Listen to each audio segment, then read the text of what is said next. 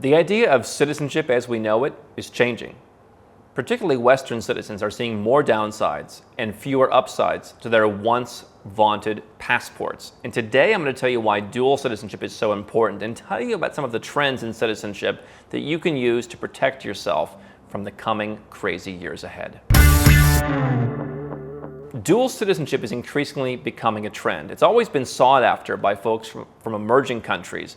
And yet, after we've been here for a decade talking about the need for Westerners to have dual citizenship, they're finally starting to do it, and en masse. More Westerners than ever now want dual citizenship, not only in other Western countries, like in Europe, but also in emerging countries that offer them the freedom of being left alone.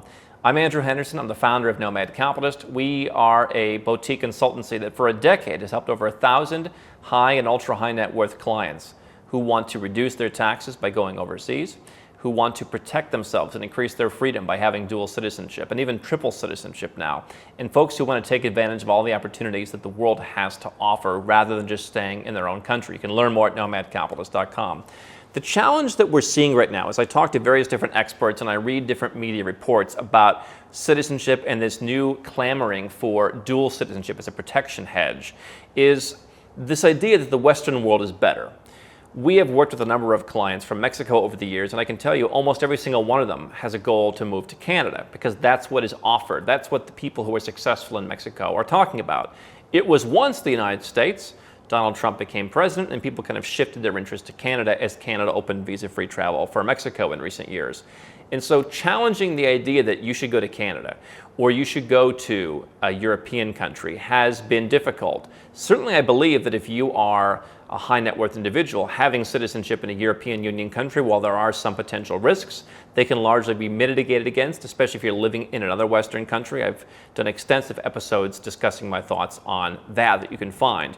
Having a European passport certainly offers you access to dozens of countries, unlike a US passport, which offers you access to one. And yet, you can also look at Caribbean passports, for example. There are 5 countries in the Caribbean that offer what's called citizenship by investment.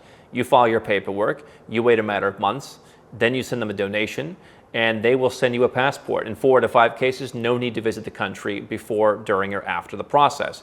Some of those passports were actually better as travel documents than an American passport during the pandemic. We tracked this with our Nomad Passport Index. Those passports actually got you into more countries, in some cases because the US had more COVID cases at any given time, and certain countries just literally tracked how many COVID cases a country had in terms of who could get in and not. Certainly an unfair comparison with a country that has 300,000 people versus 300 million people, but that's how it worked. And so a Caribbean passport was pretty good for mobility. At the same time, a Caribbean country doesn't follow you around the world for tax if you don't live there the way the US does. It doesn't really care what you do. Certainly if you get citizenship by investment and you are some kind of international criminal, they're not going to give it to you, or if they later find out, they're going to take it from you. But for the average person who just wants to live their life in peace, you are getting diversification and you are getting the privilege of being left alone by having a passport from a smaller country that doesn't have the desire, the culture, or the means to go and chase you around the world and regulate what you do. And so the question is, as people clamor for dual citizenship, which direction do you go? Do you want to go to the emerging world, to Caribbean countries, or to Turkey, which has a citizenship by investment program, or to Vanuatu's citizenship program, which I really don't recommend for very many folks? Do you go and try and obtain citizenship by starting a business in a country? Or do you try and obtain residence on a cheaper basis and then work towards citizenship? Or do you want to go to some kind of Western country? And so, as wealthy Western citizens are now pursuing citizenship by investment and golden visas, which are called residence by investment, we've been, again, talking about that for years. One expert said passports are a complete lifestyle change and even a strategy for building generational wealth. Because if you've got a passport that's stopping you from investing in certain things that are high growth, the way the US passport does, if you've got a passport the way that regulates where you can live and not pay taxes the way the US and some other passports on a limited basis do, then you're being held back and you're going to impact your generational wealth.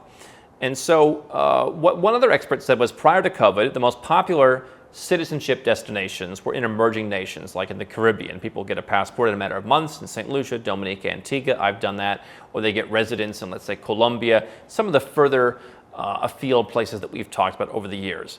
What the trend now is, though, among many wealthy Westerners is they are shifting towards they want the best. And there certainly is, after the pandemic, this desire for many people to, I don't want to screw around. Now, we will help clients because it's a lot cheaper to say, okay, with our holistic planning approach, let's get a Caribbean citizenship, which gives you travel to most places. Then let's add on this citizenship over here. And then let's get this residence permit over here, which could become a citizenship in the future. If you do all that, then you'll have 3 extra countries you can travel to and 2 countries that you have now that you can't travel to if your current passport becomes irrelevant to you. If you don't want to be an American anymore, if you're a citizen of another country and you don't want to be a citizen of that country anymore because they go in the wrong direction, there are ways to kind of put different residences and citizenships together and still pay less or still invest less. Again, let's say Caribbean passport plus Turkish passport plus a paper residence in Eastern Europe or Latin America plus residence permit in Asia. You might be out of pocket less than you would be simply going to Malta and making a donation for their citizenship program. And you'll have multiple different options. What a lot of wealthy Westerners now are saying, I just want to make sure if I am not an American, I can come back to the United States. Get me the Maltese passport. If I'm really a philanthropist, get me the Austrian passport to the extent they give away 10 or 20 of those every year. Let's check my family tree and find citizenship by descent.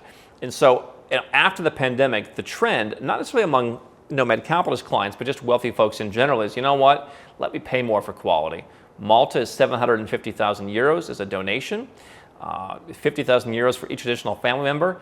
You know what? Giving my kids the opportunity without having to change my lifestyle now, without having to buy real estate and selling it later, without having to travel somewhere every year. Just get me the passport now. The euro is down against the dollar. I want the opportunity to be able to just do whatever I want out of the gate.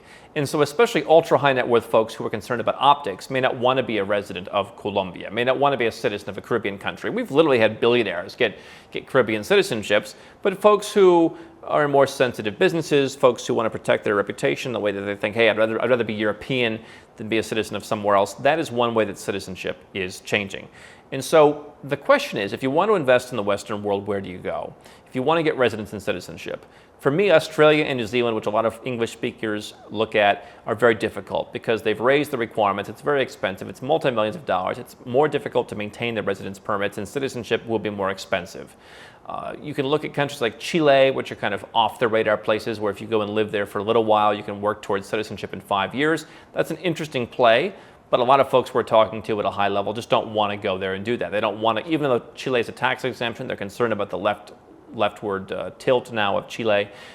They don't want to have to put in the time in the ground. It's far away from everything, which could be as a benefit, but from a lifestyle perspective, people don't want to uproot their families and move that far away. I'm not saying that you shouldn't consider Chile. I'm just saying that's what people are saying. And so Chile is kind of the one place where you can get a super high quality passport that allows you to visit all the Western countries you want to, should you lose your current passport.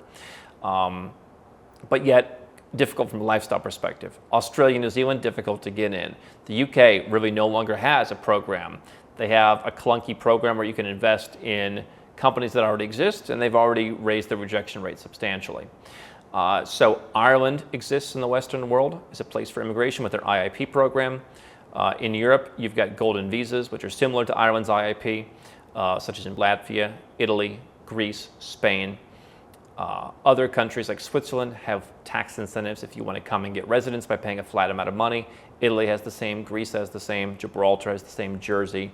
You have countries like Cyprus, which offer certain forms of golden visas along with tax exemptions. So there's many countries in Europe. And so if I'm looking for the Western world, I'm probably going to be looking at Europe. Because not only does a European passport give me the optionality of going to all the other countries, whereas an Australian passport gives me the option of 2, Australia, New Zealand. US, Canadian, those offer me the ability to go to 1, basically. I would be looking in Europe for most people. If you like the idea of moving to South America, Chile could be considered. They have a tax incentive. If you don't need to return to the United States, if you're not an American, Uruguay may be a better play. Those certainly aren't in the Western world, but the Western world is not as broad as you would think, and Europe generally has the best opportunities, whether it's Malta for the instant gratification, whether it's a golden visa for the slow burn, whether it's citizenship by descent if you have someone in your family tree. One country I think doesn't get enough respect is Ireland in the IIP program. But my perspective, if I'm looking for citizenship, is if I only could afford one, I would get citizenship first.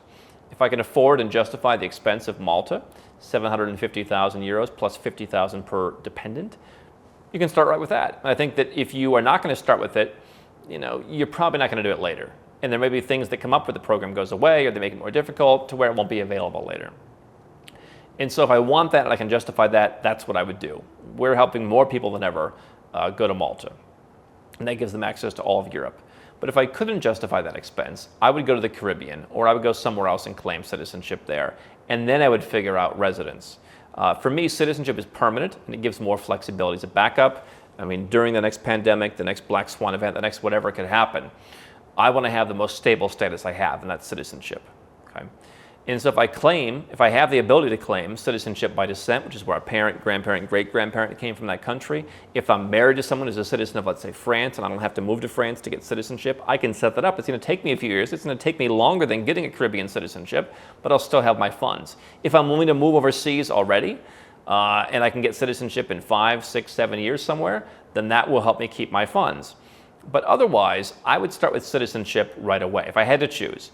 What we'll do in creating holistic plans, again, is say, maybe you start with a citizenship, but then you also add a residence. The residence can lead to citizenship. There's many different permutations.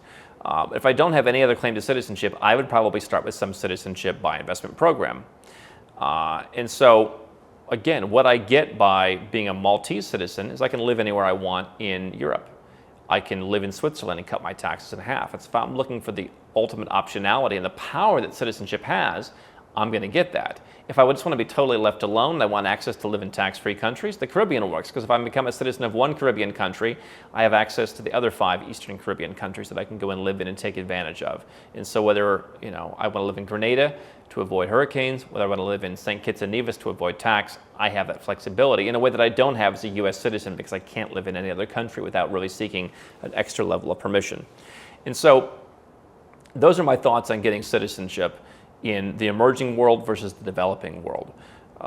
It all comes down to what you deem more valuable. If you want your kids to be able to go to university at a great price in great schools, then having European citizenship makes that easier and makes that more affordable.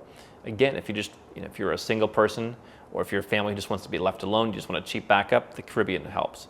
You can also look at pairing, again, residence permits. And so just because your passport doesn't get you into a certain country, you can add a residence permit in that country. This is kind of the holistic planning approach where you have to figure out what residences do you want, what citizenships do you want, and what benefits does that have. But what I do know is if you're a Western citizen, and especially an American, there's a reason why more people from your country are setting up their golden visas, setting up their residences, setting up their passports in recent years because they realize their government's not on their side, their government's not going to be there for them, their government's going to be there to tax them, but not to give them more in services, especially if you're wealthy. And so we're seeing countries around the world, including the developing world, opening up citizenship programs. More countries are talking about it. You've got UAE and Singapore opening up residence and making it available to more people. You've got Thailand, Cambodia, and Malaysia rolling out new programs there. You've got Latin America where anybody can move based on income. And so I would start with citizenship, but I would build up my entire infrastructure to make sure I had a place to go because people are realizing that the power of dual citizenship and having options is very important. That's something that's changed dramatically in recent years, and I think it'll continue.